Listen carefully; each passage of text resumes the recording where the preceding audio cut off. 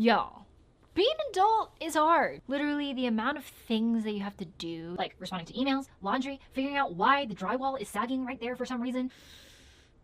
Oh.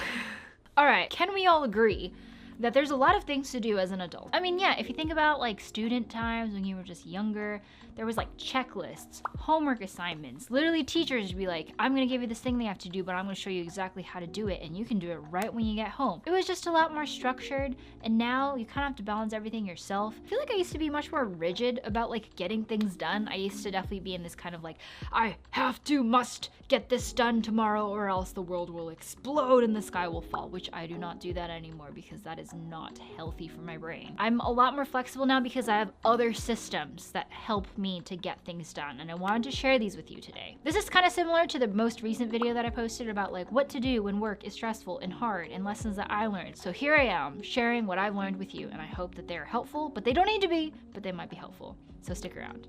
By the way, this video is sponsored by Bubbles, so thank you to Bubbles for sponsoring, and make sure to stick around to learn more about how Bubbles can help you and your team collaborate no matter how or when you work. Okay, so the first thing that I do to help me get stuff done, it is to offload things from my brain onto something else. Paper, another person, a note-taking app, literally anything else. And this is because I've realized that I have the worst memory. So writing things onto paper, taking the things that are in my brain onto something else, is just a much more reliable way to remember things. So, you know, basic things like calendar invites for to-do list items, for hangouts that I've scheduled for like a week from now or a month from now. But the most recent thing that I've started to do more and more of is to just record my thoughts better. I've never been like a great journaler. I don't have a routine for that. And so one of the things that I've started to do is I have a part in my Notion, in my planner, where I literally just dump the ideas that I have. It's really helpful when I'm on the go because I always have my phone on me, and my phone has a Notion app. And so whenever I just need to jot something down super quickly, regardless of whether it's a good idea or bad idea, it goes in there. Right now, it's full of all these like TikTok ideas that I've had since watching TikTok more and being like, maybe I can make short form content one day. The other thing that I do, which is more for kind of like at night after I've unplugged from work, I don't want to open Notion anymore because that could set off a domino effect of many other things where I go into work or social media. I write my ideas in a notebook. So yes, if I've had a really good idea or something that I want to remember in the shower, which for whatever reason, it's the shower. Like whenever I'm in the shower, I have these awesome thoughts and I have so much energy for it. I hop out of the shower first and then I write it down in a notebook. That way, when I do have the energy and when I'm kind of like, okay, I'm not going to sleep in 2 hours, so I have the time to like really sit down and think through this idea, it's there. I haven't forgotten about it because I've recorded it. And you know, other times I'll like text myself, text Scott things that are not for him but are for me. Whatever like really kind of quick and easy and dirty way that I can record my thoughts onto something else really helps me get stuff done because, again, I cannot remember things. The second thing that I think has truly helped me to really get things done is to understand the priority of everything. This is something that definitely comes from like software engineering, self-work experience type stuff, because every task at work when I was working as a software engineer had a priority. And so you might be wondering, Mayuko, what do I do? How do I even figure out priority? Well, the first and foremost thing that I think about is what is the worst that could happen if I don't do it? What is the worst case scenario? And could I live with it? Also, because I'm motivated by like helping other people and stuff, I think about who am I blocking, like who else is depending on me for this thing. On the positive reinforcement note, I think about what good can come from me doing this sooner rather than later. And on the other side of that coin, I think about what would I lose out on if I did this week versus say next week. And these next questions are the things that I've started thinking about more and more. Do I want to be doing this? Is it fun for me to be doing this? Is it gonna bring me joy? Will I be glad that I've done it? And honestly, as I've gotten older, I don't even really need to sit and think about these questions for each little thing that I'm considering, because it's like in the inside of my brain, there's like these little like meters that help me measure the priority of things. Over time, my instruments have become much more advanced and are able to be very fine-tuned. So as soon as there's an input that comes in, meter goes, and it's just like, cool, based on all these other inputs and factors, we think that you should do this today.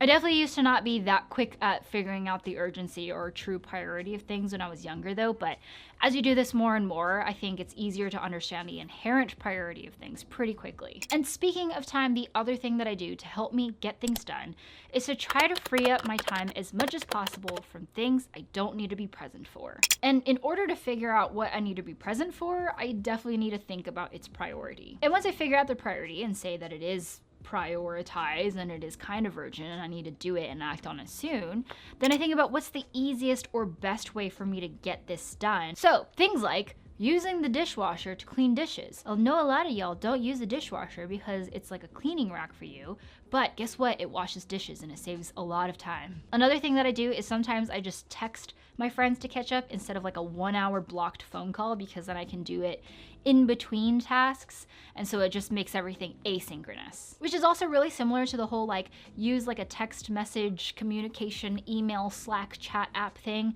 in order to communicate instead of like setting a 1 hour block of meeting time. I've always actually been like a huge fan of remote work for this reason, even like before the pandemic, because realistically a lot of things don't need to be a meeting so long as everyone communicates clearly through text format. But in case text format just doesn't cut it for you in being able to convey your feelings and thoughts and opinions and show things around, there's this cool tool that I learned about called Bubbles. Which, by the way, did you know that you can't say bubbles in an angry way? Bubbles! Bubbles! Bubbles! Bubbles! You just can't. It's just, I don't know what it is about the word, but it is cute and you just can't. But yes, Bubbles is a sponsor of today's video, and it is the easiest way to collaborate with your team, no matter how or when you work. Okay, so ever since the pandemic, also like me going full-time content creator, working with lots of different people across many different time zones, all with their own schedules, it can be really hard to schedule meetings and collaborate and do stuff together. And this is where Bubbles comes in. Basically, you record your screen, annotate it, add voice or comments, and then send that to your team members who can respond in their own time in the way that works best for them. You can easily keep your workspace organized with all the bubbles you've ever created and commented on and shared as well. Oh, and this is actually like my favorite feature of Bubbles, and it's that you can 2x speed through all the videos that you watch. I've been using Bubbles primarily to communicate with my co-founder for Honko Academy. We're gearing up for our next cohort right now, and he's all the way in Tennessee, and I'm all the way in California, and our schedules are different.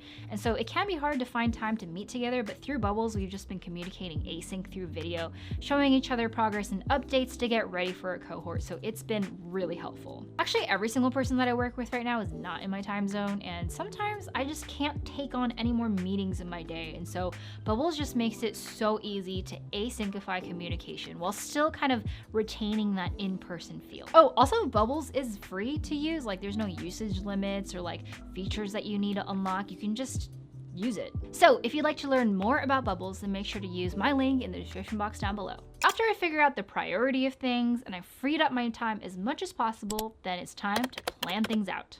And when I mean plan things out, it's really about being realistic about how much stuff I can get done, which then has a lot to do with estimation. As soon as I figure out how much time something is gonna take or how much effort it's gonna take, then I can plan it into my week and day so that I can actually get all of it done together. And this is the hard part. Estimation is so hard. Let me tell you, in teams, in software engineering, you have to estimate your tasks all the time, and it is downright impossible. One of the people that I used to work with who's a VP of engineering, I was talking to him about estimates, and he told me that estimates are only accurate when you make them, and then it stops being accurate afterwards because you find out more about what work is involved. And I thought that was like mind-boggling because that's so true. In engineering, we actually often talk about like based on whatever units it takes to like do something, whether that be hours or effort or something, you double it and you add one, which seems kind of excessive, but actually most of the time I've needed that much time. So say that you think it's gonna take like 15 minutes to fold laundry, then let's say it takes 31 minutes because you double it plus one. And then that way you're just also not like stressed out that you have to get laundry done in 15 minutes, so it's just a lot easier. I mean, the other part of all of this is like it is really important to be realistic, and that's the thing that I am struggling with right now. But if you are realistic about things and you build in some flexibility, then you're not going to end up in a place where you're like, I have so many things to do and not enough time to do that. It's an art, not a science, and it's hard and it changes all the time. But planning can really help you get stuff done. And the last thing that I always try to remember when I'm trying to get stuff done sustainably without burning out is that I am trying my best. And if I'm not trying my best already, then how can I help myself to get there? Because you know what? Sometimes, actually a lot of the time, I'm the one that gets in my own way. And no matter what systems I put into place, no matter how fast I move, sometimes I just have to stop and be like, okay, Mayuko, what the heck is going on? And so you know what? Times like that, therapy helps. Unplugging from everything helps. Talking to Scott about what's on my mind helps.